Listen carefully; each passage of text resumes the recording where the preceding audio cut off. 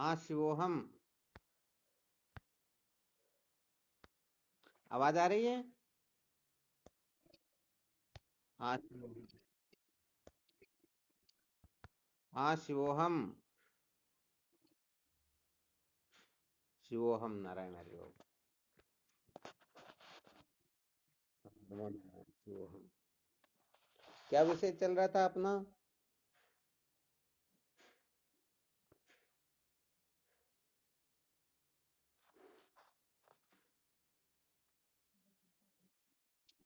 हाँ शिवोहम। संसार को बनाए रखकर कभी भी कोई सत्य का साक्षात्कार नहीं कर सकता।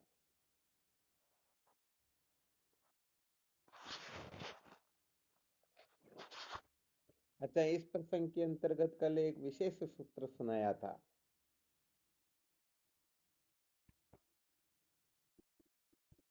हाँ शिवोहम।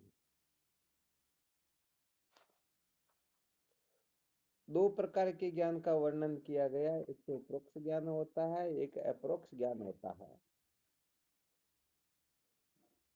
तो ये दोनों ज्ञान एक साथ हो सकते हैं, परंतु दो अप्रोक्ष या दो प्रोक्ष ज्ञान एक साथ नहीं होते हैं। कल ये चर्चा चली थी ना।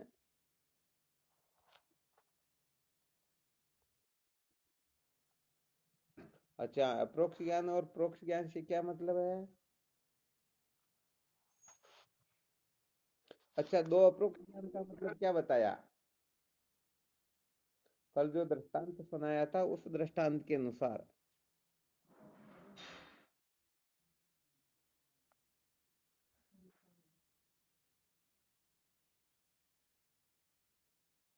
कल सूत्र सुनाया था, इसका मतलब मंथन किसी ने नहीं किया।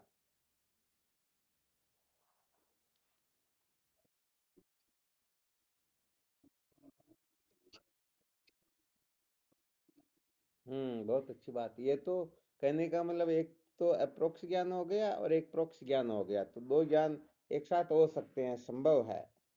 परंतु दो अप्रोक्ष ज्ञान नहीं हो सकते, जिसका दृष्टांत कल दिया था। वह दृष्टांत कौन सा है?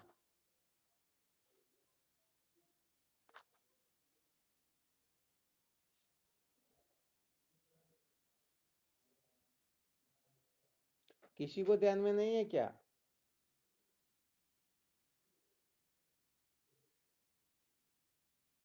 कौन सा? शाबाश, आज तो समूला आलिया मास्टर साहब ने बड़ी गजब की बात कही। इसका मतलब आज बाजी जीत गए पहली बार। इसका मतलब सचमुच में ध्यान दे करके सुन रहे हो, समझ रहे हो और मंथन भी कर रहे हो। बहुत अच्छी बात है। अर्थात अपने आप को मैं ब्रह्म हूं और मैं ब्राह्मण हूं, ये दोनों ज्ञान एक साथ कभी भी हो नहीं सकते। अच्छा, यहाँ पर थोड़ा ध्यान देना। दोनों ज्ञान एक साथ सत्य नहीं हो सकते हैं। इन दो में से एक मिथ्या और एक सत्य तो हो सकता है, परंतु दोनों मिथ्या एक साथ होंगे नहीं। समझ में आया क्या? जिस प्रकार से दृष्टांत के रूप में समझ सकते हैं, रस्सी में जब सर्प की भ्रांति होती है ना, उस समय ये सर्प है और ये रस्सी है। बताओ, इस प्रकार का दो ज्ञान एक साथ हो सकता है क्या? नहीं हो सकता। हाँ, ये जरूर हो सकता है कि सर्प की कल्पना करते हुए भी हम ये कल्पना भी कर सकते हैं कि भाई हो सकता है सर्प ना हो और कोई दूसरी वस्तु भी हो, परंतु रस्सी भी है और सर्प भी है, ये दो ज्ञान एक साथ संभव ही नहीं है। आ गया समझ में? तो दो में से एक तो सत्य होगा, दूसरा मिथ्या होगा। क्या होगा? एक सत्य होगा, दूसरा मिथ्या होगा। जैसे इसका विशेष रूप से विवरण विवेचन करते हैं। अच्छी तरह से ध्यान देना। यहाँ पर समझ में आ गया तो समझो बहुत बड़े बड़े गड़बड़ घोटाले निकल जाएंगे। और ये समझ में नहीं आया तो फिर गड़बड़ घोटाला जीवन में निकलने वाला वास्तव में है नहीं। तो क्या बताया? दो ज्ञान एक साथ। हाँ, समझ बैठे। एक परोक्ष ज्ञान और एक अप्रोक्ष, दो ज्ञान तो एक साथ हो सकते हैं। जैसे सामने कोई दिखाई दिया, उनमें से ये पुरुष भी है और ये स्त्री भी है, तो दो ज्ञान एक साथ हो सकते क्या? यदि पुरुष का ज्ञान होगा तो स्त्री का नहीं होगा, स्त्री का होगा तो पुरुष का नहीं। सामने जो है ये स्त्री है या पुरुष है, ये संशय तो हो सकता है क्योंकि कपड़े उस प्रकार से पहने हुए हो, परंतु यदि पुरुष पने का निश्चय होगा तो स्त्री पने की कल्पना होगी, और स्त्री पने का निश्चय होगा तो पुरुष पने की कल्पना होगी। दो ज्ञान में दोनों सत्य नहीं हो सकते हैं। जैसे रस्सी में जब सर्प की प्रतीति होती है तो दो ज्ञान एक ही समय में सत्य नहीं हो सकते, अर्थात ये सर्प भी है और माला भी है, ऐसा हो सकता है क्या? हाँ, ये तो हो सकता है कि ये सर्प है और कुछ समय के अंतराल में भाई सर्प के लक्षण नहीं दिखे तो सर्प नहीं माला, ऐसा ज्ञान तो हो सकता है, परंतु ये दो अप्रोक्ष ज्ञान भी एक साथ नहीं हो सकते हैं। दो प्रोक्ष ज्ञान एक साथ नहीं हो सकते, दो अप्रोक्ष ज्ञान एक साथ नहीं हो सकते हैं। एक प्रोक्ष ज्ञान और दूसरा अप्रोक्ष ज्ञान एक साथ हो सकता है, जिसके लिए कल आपको दृष्टांत बता दिया। भगवान के मंदिर में जाकर के मूर्ति को भगवान समझना, ये प्रोक्ष ज्ञान है, और उस मूर्ति को पत्थर समझना ये अप्रोक्ष ज्ञान है। हम भले ही कितना इनको भगवान समझे, परंतु भीतर से जानते कि ये पत्थर है, जानते या नहीं जानते? तो ये दो अप्रोक्ष ज्ञान एक साथ हो सकते हैं। तो यहाँ पर भी कल जो बताया उसके अनुसार मैं ब्रह्म हूं और मैं ब्राह्मण हूं, मैं क्षत्रिय हूं, मैं वैश्य हूं, मैं शूद्र हूं, ये दो ज्ञान एक साथ कभी भी संभव है ही नहीं। इन दो ज्ञान में से एक सत्य होगा, दूसरा मिथ्या होगा। यदि सचमुच में आप अपने को ब्रह्म समझ रहे हो तो ब्राह्मण पने का नाटक हो सकता है, और अपने को यदि ब्राह्मण समझ रहे हो तो ब्रह्म पने का नाटक होगा। अच्छी तरह से ध्यान देने की कोशिश करना, ये थोड़ा विशेष रहस्य है, इसको ठीक ठीक प्रकार से समझने से बहुत सारे झगड़े झमेले का अंत हो जाया करता। तो स्वयं निश्चय करके देखो अपनी जो अप्रत्यक्ष बुद्धि जो है ब्रह्म में है या ब्राह्मण में है। यदि हम अपने आप को ब्राह्मण क्षत्रिय वैश्य शूद्र अप्रोक्ष रूप से समझ रहे हैं, सचमुच में समझ रहे हैं, तो फिर कहने का मतलब आप ब्रह्म नहीं हो सकते हो। और यदि आप सचमुच में अपने को ब्रह्म समझ रहे हो तो ये नाम रूपात्मक प्रपंच, अरे ऋषि का साक्षात्कार हो गया तो फिर सर्पमाला दरार की भ्रांति शेष रहती क्या? हाँ, ये ठीक है कि ऋषि के ज्ञान से इनकी निवृत्ति हो जाती है, परंतु कोई ये समझे कि ये ऋषि भी है और सर्प भी है तो ये गड़बड़ घोटाला ही है। अब यहाँ विचार करके देखा जाए तो जो इन अनात्म प्रपंचों में महत्व बुद्धि करके बैठे हुए हैं, इनको सत्य प्रिय रमणीय समझ करके बैठे हुए हैं, तो बताओ सचमुच में उनकी जो प्रवृत्ति प्राप्त करने की, बताओ अनात्म पदार्थों की ओर ही होगी या आत्म तत्व की ओर होगी? क्योंकि अप्रोक्ष बुद्धि तो संसार सत्य है, बुद्धि चेतन है, संसार के भोग पदार्थ आनंद रूप है। फिर भले ही हम कल्पना करेंगे नहीं नहीं सत्यम ज्ञानम अनंतम ब्रह्म है, वैसे देखा जाए तो ये श्रुति सम्मत सिद्धांत है, इसलिए इसको कोई काट नहीं सकता। वास्तव में ब्रह्म ही सत्यचित आनंद रूप है, उसके सिवाय और कोई होता ही नहीं, परंतु हम जगत को अनात्म पदार्थों को सत्यचित आनंद रूप समझेंगे निश्चित रूप से, तो फिर ब्रह्म को भले ही सत्यचित आनंद कहते रहेंगे परंतु ब्रह्म को कल्पना समझेंगे। क्योंकि ये प्राय देखा गया कि अपनी जो प्रवृत्ति होती है वह सत्य की ओर ही होती है।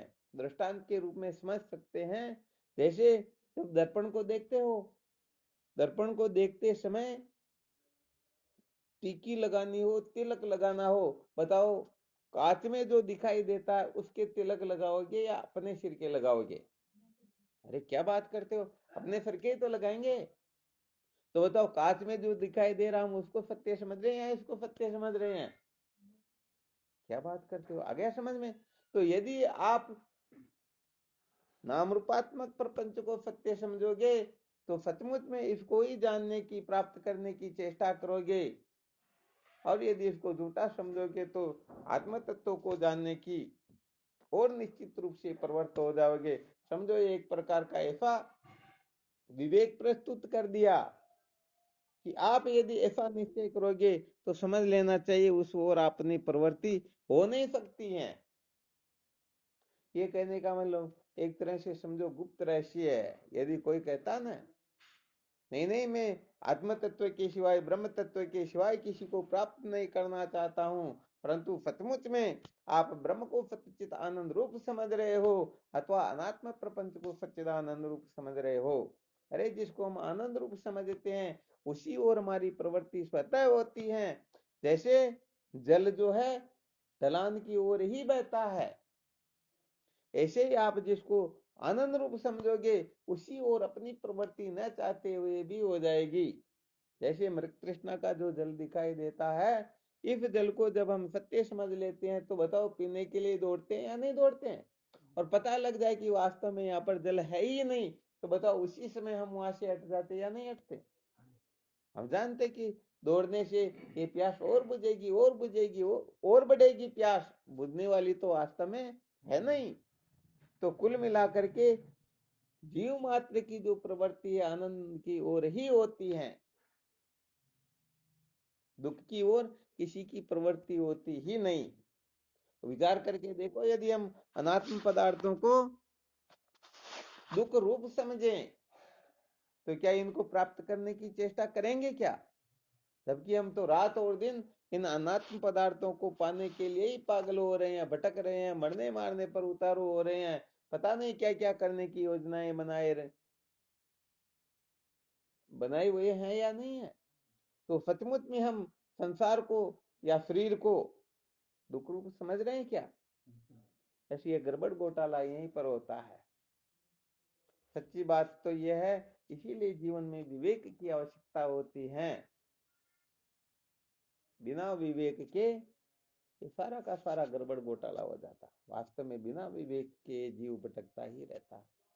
केवल इतना संशोधन करना है कि ये मैं जिनको पाना चाहता हूं वह आनंद रूप नहीं है, जिनको जानना चाहता हूं वह सत्य नहीं है, उसको जान करके मैं अजर अमर नहीं हो सकता हूं, उसको जान करके कि हम दुखों के गर्त में अधिक से अधिक ही भटकेंगे, इसके सिवाय और कोई रास्ता है नहीं। तो अब विचार करके देख लीजिए, भले हम रात दिन कहते रहे ब्रह्म आनंद रूप है, ब्रह्म सत्य है, ब्रह्म चित्त है, ब्रह्म को जानने मात्र से हम जन्म मरण के चक्कर से छूट जाते हैं, ब्रह्म के बारे में आकाश पाताल जितनी बातें करते रहो, परंतु हमारा जो अहम अर्थ है वो किस जगह पर बैठा हुआ है, हम सचमुच में किसको आनंद रूप समझते हैं। तो सच्ची बात यह है कि जिस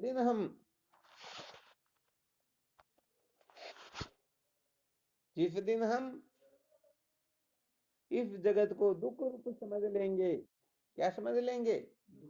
हाँ, निश्चित बात है। ये कहने का मतलब एक तरह से एक ऐसा फॉर्मूला, इस फॉर्मूले को अनंत कोटि ब्रह्मांड में भी कोई काट नहीं सकता है, क्योंकि सुख की ओर प्रवृत्ति स्वतः ही होती है। जीव मात्र आनंद को ही क्यों पाना चाहते हैं?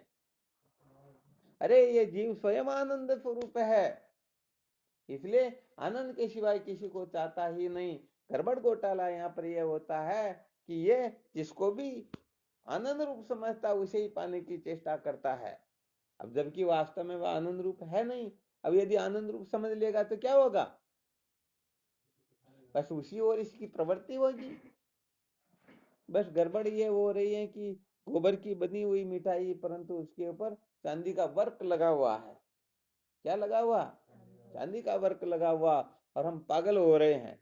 इसीलिए तो कहते हैं कि ये जो शरीर है ना, इसके ऊपर विधाता ने कृपा करके ये चमड़ा लगा दिया। यदि चमड़ा नहीं लगाते तो दिन भर 24 घंटे कुत्ते और कौवे से हाँ डंडा लेकर के रक्षा करनी होती। तो ईश्वर ने बड़ी कृपा करके इस शरीर पर चमड़ा लगाया, और हम चमड़े के चक्कर में पागल होकर अनादिकाल से भटकते आ रहे हैं, भटक रहे हैं और भटकते ही रहेंगे। क्यों? क्योंकि हम इनको ही आनंद रूप समझ रहे हैं। तो कुल मिलाकर के विवेक के द्वारा इस रहस्य को समझना होता कि ये आनंद रूप है और ये दुख रूप है। तो आत्मा को आनंद रूप जानोगे तो आत्म तत्व को जानने की जिज्ञासा करोगे, और जगत को आनंद रूप समझोगे तो इस जगत को पाने के लिए ही कटिबद्ध रहोगे, इस ओर ही प्रवृत्त होगे, उस दूसरी ओर तो प्रवृत्ति वास्तव में होने वाली है नहीं। तो ये जितना भी सिद्धांत सुनाया है इसका केवल इतना ही तात्पर्य, इतना ही समझना है कि यदि आप अपने को समझते हैं कि मैं ब्राह्मण हूं अथवा मैं ब्रह्म हूं, आ गया समझ में? मैं ब्राह्मण हूं और मैं ब्रह्म हूं, ये दोनों एक साथ आप, हाँ शिवोम, ये दोनों एक साथ आप निश्चय नहीं कर सकते हो। तो यहाँ पर रहस्य ये निकला कि आप एक को मिथ्या रूप से और दूसरे को सत्य रूप से तो ग्रहण कर सकते हो, परंतु दोनों को सत्य रूप से या दोनों को मिथ्या रूप से ग्रहण नहीं कर सकते हो। तो अपने को यदि ब्राह्मण समझोगे तो सच्ची बात आप ब्रह्म नहीं हो, ब्रह्म समझोगे तो समस्त उपात्मक प्रपंच का चिंता भाव निश्चय हो जाएगा, क्योंकि ब्रह्म दृष्टि से देखा जाए तो न कंचन विद्यते, द्वैत नाम की कोई वस्तु है ही नहीं। तो विचार करके देखो, जो ब्रह्म पने का, ब्राह्मण पने का अभिमान करता, क्षत्रिय पने का अभिमान करता, वैश्य पने का अभिमान करता, शूद्र पने का अभिमान करता, और भले रात दिन कहता रहे परंतु सचमुच में ब्रह्म है क्या? समझ में आ रहा है?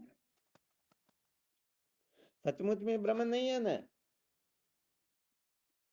हाँ वैसे देखा जाए सचमुच में तो ब्रह्म ही है, परंतु कहने का मतलब उनकी जो ये कल्पना है ना, उनकी इस कल्पना से ये जो कल्पना वो कटने वाली है नहीं। कहने का मतलब कल्पना जो होती है एक सत्य की होती, दूसरी मिथ्या की होती है। तो मिथ्या कल्पना को काटने के लिए सत्य कल्पना की आवश्यकता होती है। तो ये समस्त नाम रूपात्मक प्रपंच ही कल्पना मात्र है, परंतु इस कल्पना को काटने के लिए मैं ब्रह्म हूं ऐसी कल्पना करनी होती है।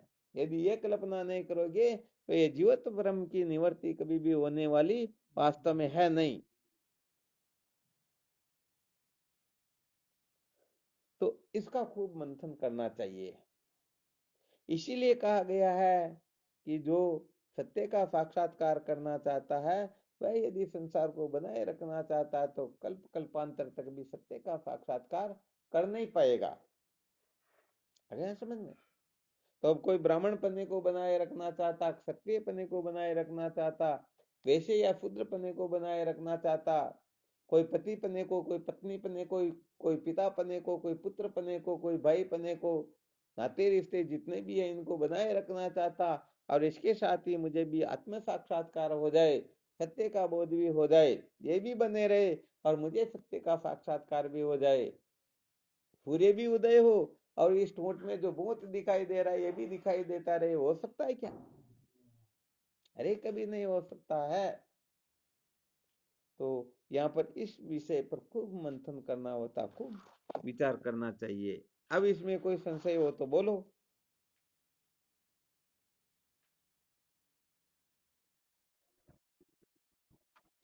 हाँ शिवो हम। हाँ बिल्कुल। हम्म।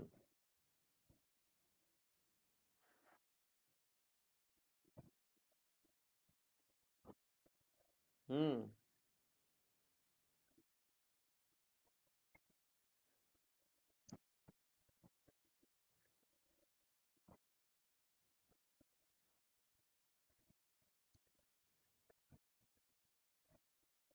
देखो यहाँ पर कल जो बताया था ना,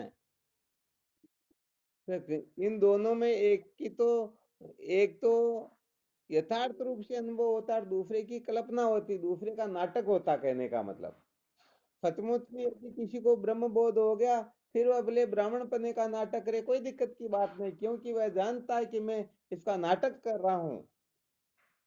तो अरे तो फिर ज्ञानी किस बात का? कहने का मतलब ये तो व्यवहारिक सत्ता को बनाए रखने के लिए, व्यवहारिक सत्ता के अंतर्गत गड़बड़ी ना हो इसके लिए कहने का मतलब ये कल्पनाएं की जाती हैं। जैसे राम रावण का पाठ,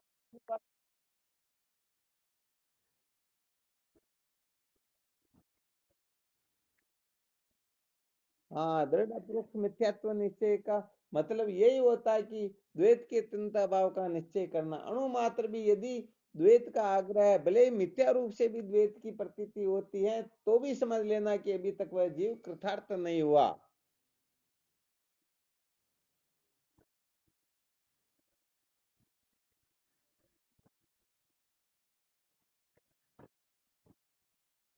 फिर भी काम थोड़ी चलेगा। यहाँ पर तो सर्वदुखों की अत्यंत निवृत्ति और परमानंद की प्राप्ति तब काम चलता। अभी यहाँ पर क्या है कि विषय चल रहा अपना चित्त शुद्धि का। तो संसार को बनाए रख कर फिर कोई यदि ब्रह्म विद्या प्राप्त करना चाहता है, मैं ब्रह्म ऐसा समझना चाहता, तो ये समझ नहीं पाएंगे। इसलिए कहने का मतलब अभी अपनी अपनी युक्तियों से ब्राह्मण पन्ने का, क्षत्रिय पन्ने का, वैश्य पन्ने का, शूद्र पन्ने का या अनेक प्रकार के जो संबंध वगैरह है, जिनके पीछे हम पागल होकर के हम सबको छोड़ना चाहते हैं, परंतु इनको नहीं बिगड़ने देना चाहते हैं। तो कुल मिलाकर के रहस्य समझाया जा रहा है कि यह सत्य नहीं है, इनमें आग्रह ठीक नहीं है। यदि इनमें आग्रह करेंगे, इनको बनाए रखेंगे, तो अपने को ब्रह्म बोध होगा नहीं।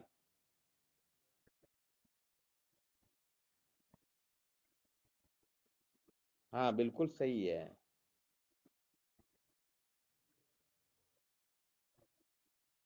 हाँ शिवो, हम बोलो।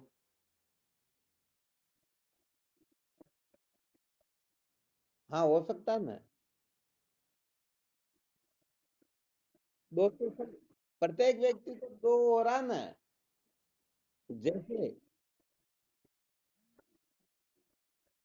हाँ बिल्कुल, ये तो चलेगा। दो सत्य का एक साथ नहीं हो सकता, दो मिथ्या का एक साथ नहीं हो सकता। हम्म। हम्म। हाँ बिल्कुल हो सकता है ना, क्योंकि ब्रह्म तो सब है, ब्रह्म के सिवाय तो कुछ भी नहीं है। जिनको निश्चय हो गया उनको तो ऐसा ऐसी निष्ठा होती है कि स्वर्ग नरक जीव ईश्वर पापी पुण्यात्मा कर्ता भोक्ता सब मैं ही तो हूँ, मेरे सिवाय कोई दूसरी वस्तु है ही नहीं।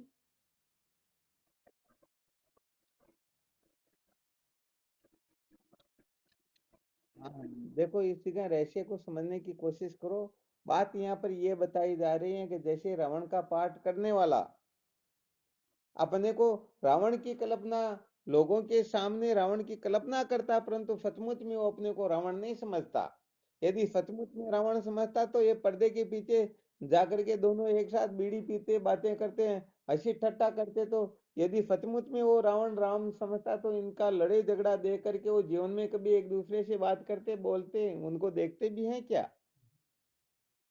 तो पाठ कर रहे हैं, वो तो अच्छी तरह से जानते हैं। तो यहाँ पर यदि ब्रह्म पने का बोध हो जाएगा, तो ब्राह्मण पने का पाठ होगा, कल्पना होगी, और ब्राह्मण पने के अभिमान में पागल रहेंगे। तो यहाँ पर ब्रह्म का केवल मात्र अभिनय हो रहा, ब्रह्म की कल्पना की जा रही, ब्रह्म का पाठ किया जा रहा। अभी तक ब्रह्म साक्षात्कार से करोड़ों कोसों वह दूर है। बात ये है। और जिनको यथार्थ बोध हो गया, उनकी दृष्टि में ब्राह्मण क्षत्रिय वैश्य शूद्र तो क्या, शरीर तो क्या, शरीर के उपादान जो पंच तत्व आदि ये तो क्या, इनके कारण देश काल क्या। अरे ज्ञान का ही जब अत्यंत अभाव निश्चय है, तो ये बेचारे ये कहाँ से आ गए? दृष्टि में सर्व की सिद्धि हो तभी वो काला गोरा हो सकता है, इतनी उम्र का हो सकता है, इतनी उसकी लंबाई चौड़ाई हो सकती, इतना वजन हो सकता, सारी की सारी चर्चाएं कथन की जा सकती हैं। परंतु जब निश्चय हो गया रस्सी के सिवाय कोई वस्तु है ही नहीं, तो अब बताओ बाकी के विकल्प उपस्थित होंगे क्या? अब किसी के लिए मनोरंजन करना हो, खेल दिखाना हो, राम रावण का पाठ करना तो हो सकता पाठ करने में कोई दिक्कत है नहीं, पाठ कर सकते हैं। क्योंकि पाठ को सत्य नहीं समझते, मिथ्या समझते हैं। तो यथार्थ बोध होने के बाद में भले वो उनकी निवृत्ति की ओर प्रवृत्ति नहीं हुई, अथवा ऐसा समझना चाहिए उनका प्रवृत्ति प्रदान प्रारब्ध है, तो भले ही अपने को, क्योंकि अध्यास पूर्वक ही सारा का सारा व्यवहार होता है। जब आप उठोगे तब देह में अभिमान करके ही उठोगे, खाओगे पियोगे सब कुछ करोगे, तो देह में अभिमान करके ही सब कुछ करोगे। तो ये देह में जो अभिमान करके व्यवहार किया जाता है, तो थोड़ी देर के लिए, जैसे दृष्टांत के रूप में सिद्ध करके बता देते हैं कि जैसे पिक्चर को देखने वाला अच्छी तरह से समझता है। बताओ, पिक्चर में जो दिखाई देता सच्चा होता है या झूठा होता? पक्का 100% झूठा। अच्छा, कोई दृश्य ऐसा आता है जिस दृश्य को देख करके हम सचमुच में रोने लग जाते हैं, और कोई एक दृश्य ऐसा आता है जिसको देख करके हम सचमुच में बहुत हंसने लगते हैं। तो क्या थोड़ी देर के लिए हंसने से, थोड़ी देर के लिए रोने से वो पिक्चर सत्य हो जाएगी क्या? तो ऐसे जिनको यथार्थ तत्व का बोध हो गया, वो थोड़ी देर के लिए ब्राह्मण पने का नाटक करे, क्षत्रिय वैश्य शूद्र पने का नाटक करे, तो इस नाटक से कहने का मतलब ये ब्राह्मण पना सत्य नहीं हो जाता है। सत्य तो तब होगा, कब? जब कहने का मतलब अपने को ब्राह्मण समझ करके शूद्र का तिरस्कार करेगा, अपने को ब्राह्मण समझ करके दूसरे की अवहेलना करेगा, अपने को श्रेष्ठ समझ करके दूसरों को मूर्ख, पागल या बेवकूफ समझेगा। समझ लेना चाहिए अभी तक ब्रह्म विद्या, ब्रह्म साक्षात्कार तो बहुत दूर की बात, अभी तक ब्रह्म विद्या की पहली कक्षा में भी नहीं बैठा हुआ है। ऐसे ये है, क्योंकि यदि वह सत्य समझ रहा तो, क्योंकि इस बात को अच्छी तरह से निश्चय कर लो, या तो ब्रह्म सत्य है या ब्राह्मण पन्ना सत्य है। यदि ब्राह्मण पन्ने को सच्चा समझ रहा तो ब्रह्मपना झूठा है, और ब्रह्म पन्ने को सच्चा समझ रहा तो फिर ब्राह्मण पना झूठा है। इसीलिए कहा गया कि सबको, समस्त साधकों को अपने अपने दृष्टिकोण से विचार कर लेना चाहिए कि मैं इन अनात्म प्रपंचों को महत्व दे रहा हूं अथवा ब्रह्मपने को। दोनों एक साथ नहीं हो सकते। बस इसीलिए सूत्र बनाया जाता है कि संसार को बनाए रखकर भगवत तत्व का साक्षात्कार नहीं होता, संसार को बनाए रख करके कोई अज्ञान के बंधन से मुक्त नहीं हो सकता, क्योंकि संसार नाम ही अज्ञान का है। हाँ, तो यहाँ कहने का मतलब बहुत अधिक मंथन करना होता, कल्पना का नाम ब्रह्म ज्ञान नहीं होता है। वास्तव में अज्ञान की सम्यक प्रकाश से निवृत्ति का नाम ब्रह्म ज्ञान होता है। आ गया समझ में? हाँ, तो ये विशेष बात है।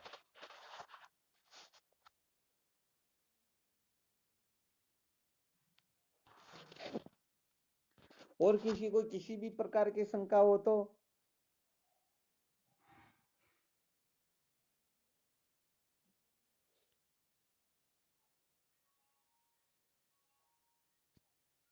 बोलो, कोई शंका हो तो।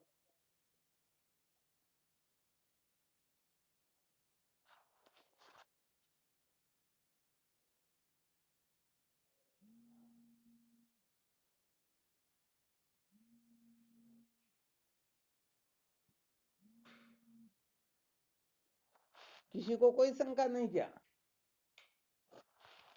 शंका नहीं तो फिर निश्चय करना, विचार कर लेना कि वास्तव में हम अपने को ब्राह्मण, क्षत्रिय, वैश्य, शूद्र, 6 प्रकार के परमादि जितने भी ये प्रपंच है, इनमें से हम यदि किसी को सत्व महत्व दे करके बैठे हुए हैं तो समझ लेना चाहिए अभी तक हम संसार को बनाए रखना चाहते हैं। तो सबसे पहले इस कचरे से ऊपर उठो। वास्तव में संसार कभी बना रहा ही नहीं। अरे, जिसका अस्तित्व ही नहीं है वो क्या बना रहेगा? तो संसार को बनाए रखना, इससे बड़ी कोई मूर्खता होती ही नहीं, इससे बड़ी कोई नासमझी, पागलपना होता नहीं। अरे, जो सर्व स्वरूप से ही जिसका तन तभाव हो, उसको यदि कोई बनाए रखना चाहता तो वह समझदार है क्या? अरे, वास्तव में वह समझदार है ही नहीं, और समझदार तो नहीं है तो नहीं, परंतु इसके साथ में वह ब्रह्म विद्या का भी सचमुच में अधिकारी नहीं है। इसीलिए कहा गया कि वर्णाश्रमाभिमान है न श्रुतिदासो भवे नर, वर्णाश्रम विहीन वर्तनते श्रुति मूर्धनि। तो वर्ण आश्रम के चक्कर में पड़ा हुआ है, उसके ऊपर वेद का डंडा होता है, और जो वर्ण आश्रम से मुक्त हो गया उसका डंडा वेद के ऊपर होता है। वेद को भी कैसे कहना, कैसे चलना, कैसे बोलना, वो सारा का सारा उनका होता है। तो अब देख लेना कि यदि ये जो उपरोक्त सूत्र बताए गए इनमें अपनी अहमता ममता हो, इनको सत्य समझ करके बैठे हुए हो, तो अभी तक संत शास्त्रों की मर्यादा में पूर्ण रूप से चलना होगा, तब जाकर के बंधन शिथिल होने लगेंगे। फिर वो ब्रह्म विद्या जागृत होगी, ऐसा विवेक जागृत होगा, इस विवेक से ऐसी चिंगारी निकलेगी कि वह चिंगारी इस अविद्या को मूल सहित भस्म कर देगी, सदा सदा के लिए हम कृतार्थ हो जाएंगे। तो अपने को कहने का मतलब पाखंड नहीं करना है, बेवकूफी नहीं करनी है। सचमुच में देखो कि सचमुच में हम नाम रूप कुल गोत्र वर्ण आश्रम के पीछे कितने पागल हो रहे हैं, कितना इनको सत्य समझते हैं, इनको महत्व दे करके हम संसार में बहुत ज्यादा गड़बड़ घोटाला तो नहीं कर रहे हैं। क्योंकि वासुदेव स्वरम परमात्मा के सिवाय कोई दूसरी वस्तु है ही नहीं। यदि हम किसी का तिरस्कार करते हैं, अपमान करते हैं, अवहेलना करते हैं, तो उसी परमात्मा की करते हैं। अतः उदार चरिता नाम तो वसुदेव कुटुंबकम। आ गया समझ में? इसलिए ये जितना भी कचरा है, मैं ब्राह्मण हूं, क्षत्रिय हूं, वैश्य हूं, शूद्र हूं, मेरा ये नाम है, रूप है, कुल है, गोत्र है, वर्ण आश्रम है, सबसे पहले इनको तूड़ी लगाओ यदि परमात्मा की प्राप्ति करनी है तो। यदि इनको तूड़ी नहीं लगाओगे तो सपने में भी सत्य का साक्षात्कार होने वाला है नहीं। हाँ ठीक, आपको शादी विवाह करना हो तब देख लेना, ये नाम रूप कुल गोत्र वर्ण आश्रम वाला भले ही बन लेना, परंतु नाटक रूप से बनना, सचमुच में मत बनना कि थोड़ी देर के लिए हमारे कोई पाठ करना है, मेरे को राम का, रावण का, सीता का, लक्ष्मण का पाठ मिला तो वैसे ही मेरे को नाचना, वैसे ही मेरे को बोलना, वैसे ही व्यवहार करना, परंतु ये सत्य नहीं है। आ गया समझ में? हाँ, बहुत बहुत धन्यवाद। यदि समझ में आ जाएगा तो सच्ची बात है, अनंत अनंत कष्टों से मुक्त हो जाओगे, दुखों से बच जाओगे। वरना सच्ची बात है, कभी भी दुखों से पिंड छूटने वाला है नहीं। यहाँ पर तो स्पष्ट बताया गया है कि ब्रह्म तम परादातियो नेत्रात्मनो ब्रह्म वेद। यदि कोई ब्राह्मण को आत्मा से भिन्न समझता है तो वही ब्राह्मण उसे प्राप्त कर देगा। ऐसे ही कोई क्षत्रिय को आत्मा से भिन्न समझता तो क्षत्रिय उसे प्राप्त कर देंगे, वैश्य को समझता तो वैश्य प्राप्त कर देंगे। यदि आत्मा से भिन्न शूद्र नाम की कोई वस्तु होती है तो वही शूद्र उसको प्राप्त कर देंगे। किसी को भी आप आत्मा से भिन्न समझ करके देख लो, वही तुम्हारे को प्राप्त कर देगा, वही तुम्हारे को दुखी कर देगा। इसलिए आत्मा वेदम सर्वम ब्रह्म वेदम सर्वम चिद्विदम सर्वम वासुदेव सर्वम सर्व खलविदम ब्रह्म। इस प्रकार से चिंतन मनन किया करो। वास्तव में सारा का सारा कल्पना मात्र होता है। यहाँ सत्य है तो केवल परमात्मा आत्मा, इसके सिवाय कोई सत्य नहीं है। और जब सत्य नहीं है तो थोड़ी देर नाटक करना हो तो कर लो। क्यों आग्रह करते हो मैं पुरुष हूं, मैं स्त्री हूं, पापी पुण्यात्मा हूं, ब्राह्मण क्षत्रिय हूं? ये सारी की सारी कल्पना जल्पनाएं अपने को बांधती हैं।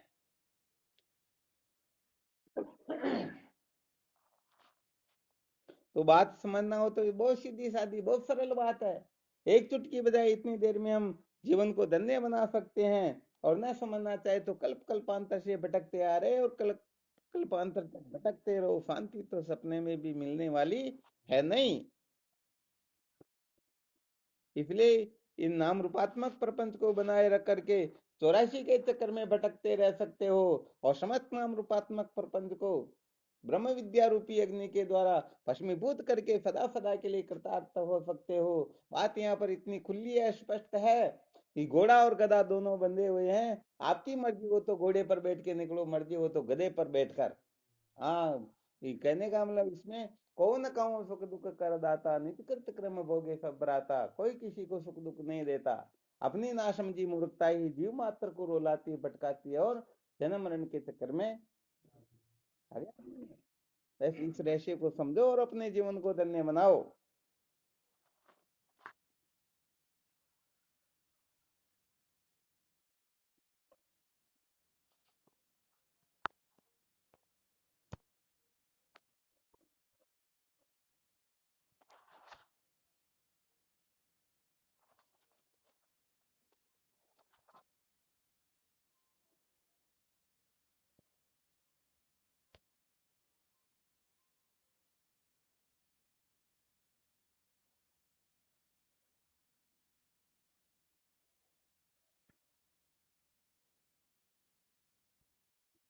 हाँ बिल्कुल बिल्कुल सत्य बात है।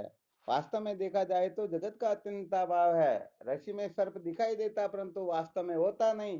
यदि सर्प सचमुच में हो तो उसके लिए पता नहीं बहुत सारे साधनों की आवश्यकता होती है, और उन साधनों के होते हुए भी वो सर्प इधर उधर हो सकता है। परंतु जब सर्प है ही नहीं तो उसको भगाने में क्या टाइम लगता है। तो वैसे मानी मानी बंधन में आयो, ये कल्पना कर करके जन्म मृत्यु की श्रृंखला में भटकते रहो, अथवा इन कल्पनाओं से ऊपर उठ करके अपने को आनंदित अनुभव कर सकते हो, मुक्त अनुभव कर सकते हो।